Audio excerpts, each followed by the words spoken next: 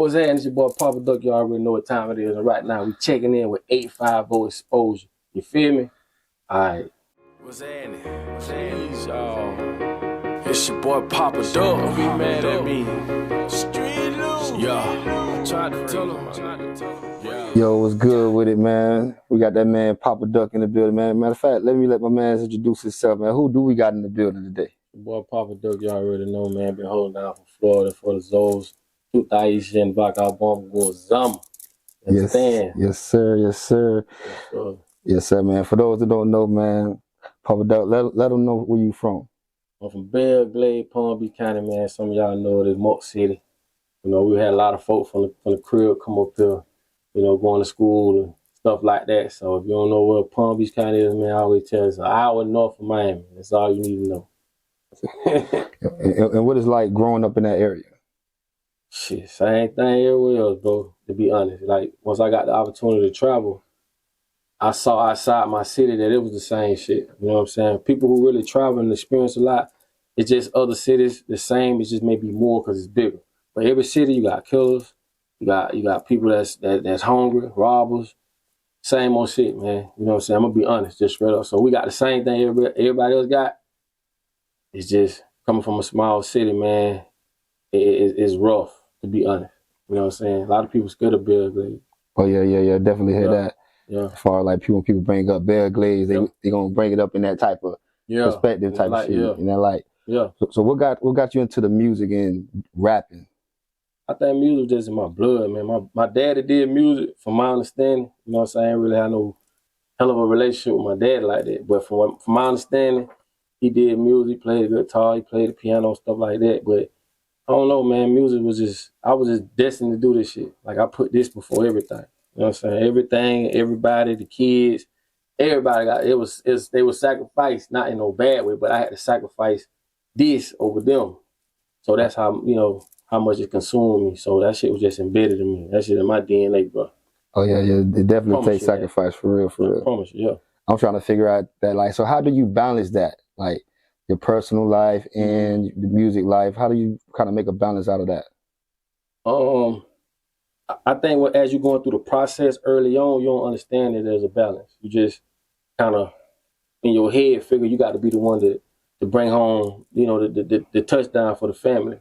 But as time goes by, you starting to see, like, your kids getting older, you know, things happening, you missing family reunions, and, you know, you start to realize what's a little bit more important. So to be able to balance it, I think you got to go through it. And once you go through it and get a full understanding of it, then you can balance it because you'll know why you need to. You know what I'm saying? Right. That's the best way I can put it, because in the beginning, man, you don't know. I had my first child when I was in high school. Like, it wasn't no balance. It was just, I'm out here doing my thing. Not saying I ain't take care of my child, but that one on my mind, like, to say I'm going to sit home and do this. I was on the road, bro. You know what I'm saying? Going to that dream. Yeah. And making it happen. Speaking of that, like, I know, I'm not familiar with all the songs, but I know of a famous song around here that we played a lot in the clubs, especially like Cadillac Jordan in the area, man. Yeah. Hey, shout out to Joe, man. That good pussy. Man. Man, how did that song come about, man? It is what it is. It is what it is. Okay. Like, every time that people ask me that, it just, you know, it is what it is, you know. But that's definitely a song that don't owe me nothing. Right. How old was that? So how old were you when you made that song? That's a good question. How old was I when I made that song? The time frame? About 25. About 25 when I made it. Okay. And I'm gonna share you a story with this song, right? I don't think I ever told nobody this song. Ted, shouts out to Ted, Super Slide, right? Ted wanted to sign me, right? You know, I put Trina on the song first. So shouts out to Trina, man. Trina jumped on the song, shit hit. It was a hit before she got on it. Not to discredit her. She put more flame to it. But when she got on the song, it hit even harder, right? Right. To the point Ted wanted to sign me for the song. And the only thing I said was, keep me on the song. They didn't want to keep me on the song. Right. And I was just like, nah, respectfully at the time, you know, it wasn't no money thing. Like I ain't had no money issues at all. So I wasn't he couldn't throw no bag at me or nothing like that, but I just had to decline that. You know what I'm saying? That was at the time one of my hottest songs. So, you know, we had to keep it moving. So shouts out to Ted, man. I appreciate the situation, but oh yeah, cause that's definitely a club banger to this day still. To this day, I had to decline it, man. I don't think I ever told nobody that story, but that's what happened. Shouts out to Ted. Ted know we cool. We in for sure. Man, what would you tell your younger self as far as the transformations that you've been making to the day, and what would you tell your 15-year-old self? 15. Yeah, that's a good question. I ain't gonna lie. What I'll tell myself is watch the people that I have around me, because the people around you really gonna hinder the options and the decisions you make, especially when you're a loyal person like me. I've always wanted us all to win. I never was about me. You know what I'm saying? Even a couple labels experienced that with me. Like a lot of them want me to just, you know, when I go places, man, just come just you. And somebody, nah, man, you can't tell me to come just me. Me, boy, been with me before I met you. I just never was like that. So, but sometimes, man, when you loyal like that, you create a stress-free environment, which makes people content with the yes. And so when you say no, that's when you see, like they say, when you tell a person no, that's when you really see what they was about. So I'll tell my 15-year-old self, look, man, you finna encounter a lot of people around you, some ain't gonna like you, some is, some ain't gonna play under you. Just watch the people that's you bringing around, because it ain't all love. Because the very person, and that person know who I am. I let him come sleep at my house when he got kicked out. Didn't even really know him like that. Just knew at the time my manager knew him, but me to him. But if he cool with you, we straight. I let that nigga come sleep in my house, bro. That's the very nigga that came between my whole situation. And I fought myself every day for that, because I couldn't see it. So sometimes, bro, you could be blinded from just trying to be, you know, loyal to niggas and shit. But I learned though, so I don't take it back. Right. That nigga know who I'm talking about. Fact. So what you've been giving us a lot of game, man, like on YouTube, doing pretty much. I'm not sure is a podcast or just your channel. Nah, it's my channel, and like I say, man, I always had that as a plan though. That's what people don't understand. For those who know, I've always had that plan to go through, do music, build my name, build my face, build my finances, and then kind of switch over to what I'm doing now. It's always been a plan, bro. Always. I've been on this tip since I was 14. Right. So this been a long plan, and it's folding out the way I want it to, because I'm in a position now to where like I could do whatever I want to do. I don't have to worry about what they playing in the clubs. I don't have to worry about what the DJ's playing. You know, with the internet, I'm able to service those who love what I'm doing, and there's millions of them out there. Facts. That's just what that is. And how is the Belle Glade like rap market? Like those guys in the area, like how is that music scene in Orlando, Belle Glade's area? Honestly, with Belle Glade, one of my little partners, he got signed to Atlantic. You got, like I said, it's a small city. You know what I'm saying? So I'm not really up on everybody who's doing music, but like, you know, the ones that's doing it, they really doing their thing. Honestly, DKE Arthur, that's the one who he just signed with Atlantic, and he over there with which I almost was over there with him at one point too, with Jay Prince them. I almost signed with him too, you know, back in the day. So but Orlando, man, Orlando, I'm fucking glad. Like, bro, there's so many artists in Orlando, Central Florida right now doing their thing, bro. And I'm happy because, you know, when I was really running around out there, bro, I ain't gonna say it was just me, myself, but you couldn't count really no other artist independently that was running around the way I was running around. We're talking the whole Southeast region plus. And I used to try to get a lot of people to come, because outside of Florida, they didn't know a lot of these people existed. And that's how I found out how, you know, big an artist was when I go certain places. Like, yeah, ain't never heard of them. And that's not a bad thing. It's just I was able to gauge how big artists was by moving around.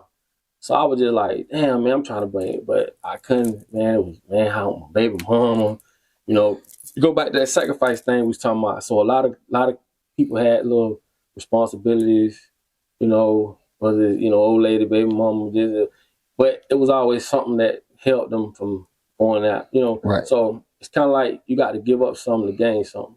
You ain't gonna just sit in one spot and expect it.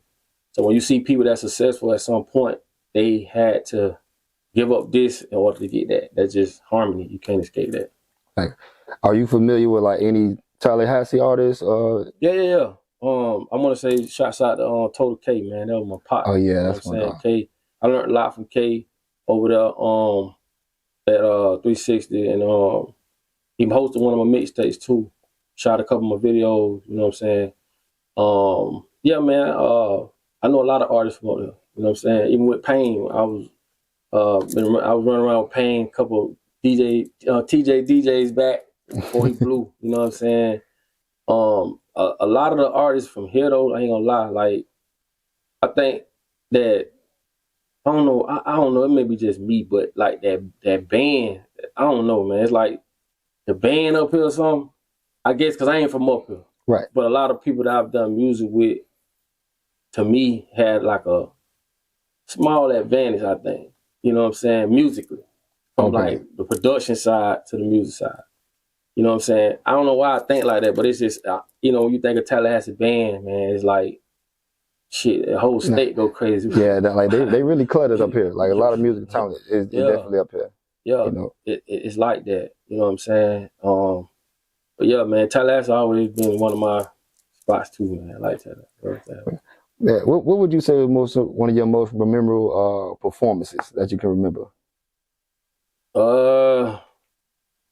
Just got a couple, questions. But the main one that really stood out and meant the most to me is when I was able to, and I remember that weekend we had 3 shows. I had one with Ross in Alabama, and we had to shoot down back to my hometown, and then I had to really get off stage and come right back to Mississippi. Me and Mike Jones had a show. But when I went back home, I used to do my birthday bashes back home every year. But this year was like I was at my pinnacle. When I went back home and I saw I got over $100,000 jewelry on. I got all my people with me. I got people in the crowd from other cities around the city, South Bay, Hokey clubs, and like they don't really even fuck with each other. Everybody in the crowd singing my shit. It was a rap for me. I don't fuck BET, fuck all that. When I came back to my hometown, how I was, you know what I'm talking about? Like I made it. Yeah, I'm sure they remember it too. Yeah, I made it. And that meant a lot to me because of where I started. Just, you couldn't even get a bit to help you hang up a poster.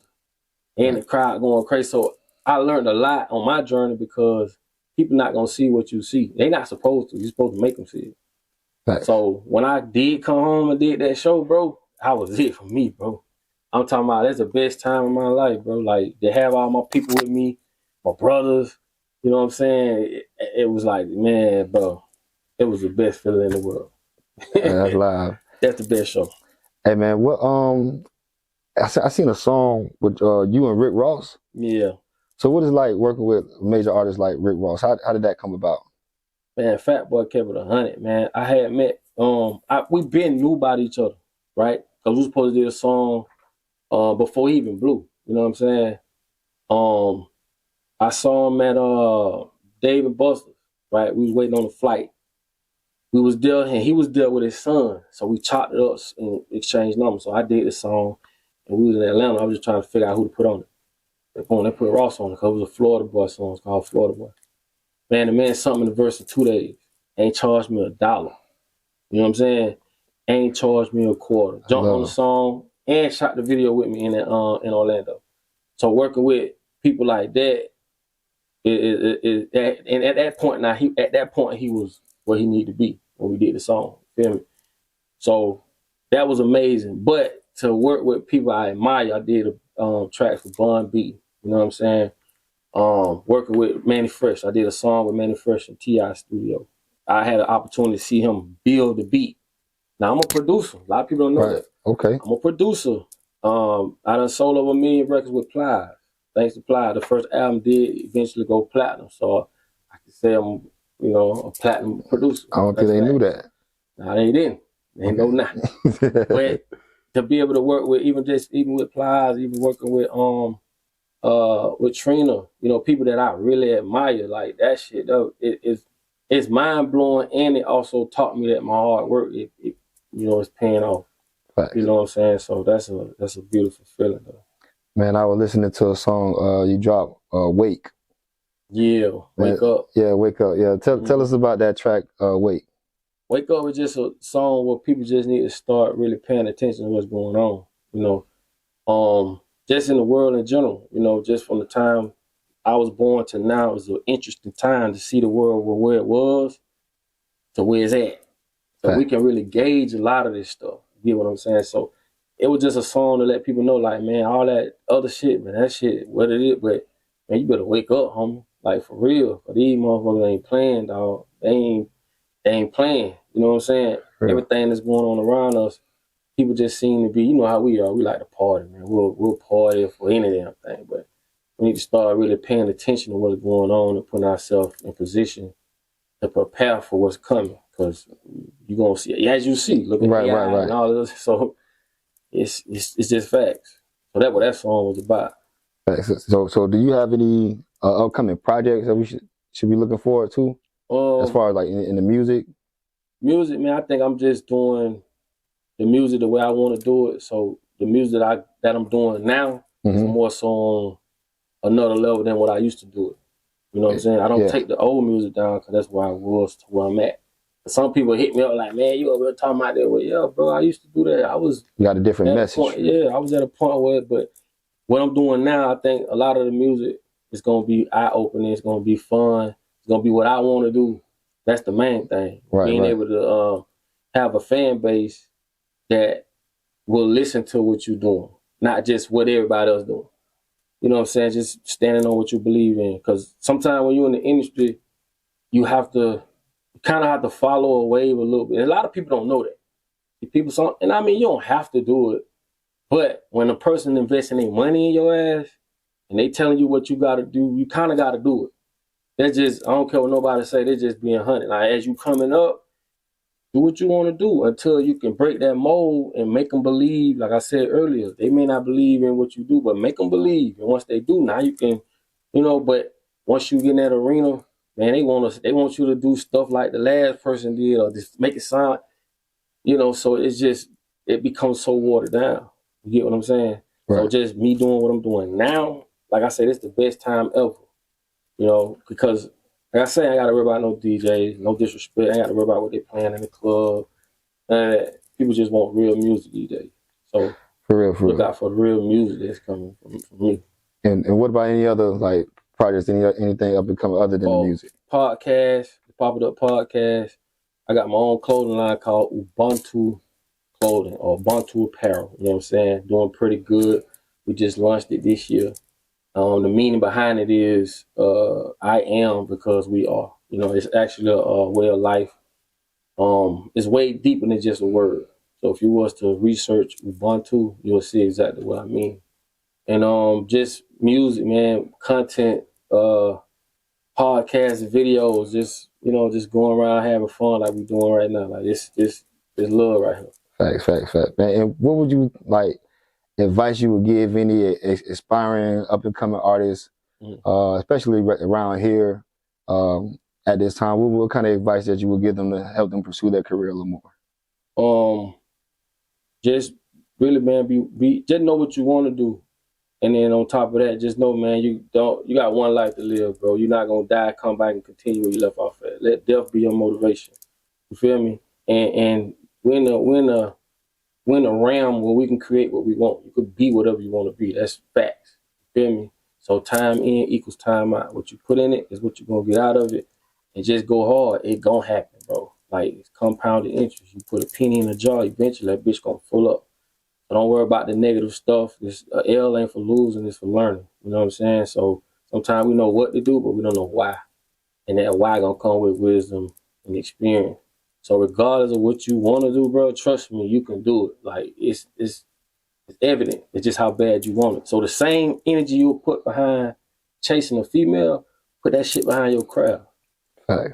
It's the same thing. Like I say, you really get what you want. People really get what I'm not going to say deserve, but they really get what they work for. If you don't work for it, why would you expect to get it? So action's gonna speak, and action gonna show you just how much of that shit is real and how much of it is bullshit. You got to face yourself in the mirror. Just keep going, man. Make that shit happen. That's it. Yeah, You know how to do it. That was up, man. It's definitely been a vibe, man. Anything that you would like to let 850 know, or you know what I'm saying? Because this is 850 to the world. You know what I'm saying? We got the realest, one of the realest in here, man. My dog PapaDuck. So anything you want to let us know before we get up out of here? Man, I appreciate, everybody that ever helped me. It's so many to name, the Dimps, TJ, man. It's so many people that have helped me in the 850. I can't name them all. But for everybody who ever played my music, ever, like I say, Oleans, you know what I'm saying? I used to come through, they showed us love. Man, so many people, man. I don't want to get into that, but I appreciate it, man. Like I say, from the bottom, you know what I'm saying? And like I said, this is a part of Florida, and I am a Florida boy, you know what I'm saying? Yes, sir. Appreciate all that, man. Appreciate y'all for having me on this interview. And like I say, man, the Jits, man, y'all gotta tighten up. I will say that, you know what I'm saying? Don't get tricked off the streets. This is the entertainment business. Like, this is not, you think you're gonna go out there and do the shit that they talking about, you going to prison. You know what I'm saying? So just don't wait till y'all start making money, start beefing like most of y'all do. Y'all get the bag, then y'all want to beef. Nah, man, y'all big homies supposed to put y'all down and y'all get money together. You feel me? So I will say that. But also shouts out to Boston Richard, man. He gave me a shout out on one of his songs, man. He from the city, like I say, man, just like I say, fuck with me, man. Yes, sir. Yes, sir. Hey, man, it's been real, man. There you got it, man. We got that man, PapaDuck, man. Y'all make sure y'all tap in to the channel. Podcast is already out. PapaDuck podcast, man. We're on our third little season of it. So yeah, it's definitely out. Okay, man. Yeah, man. This is exclusive, man, for sure. 850, y'all tap in. Definitely.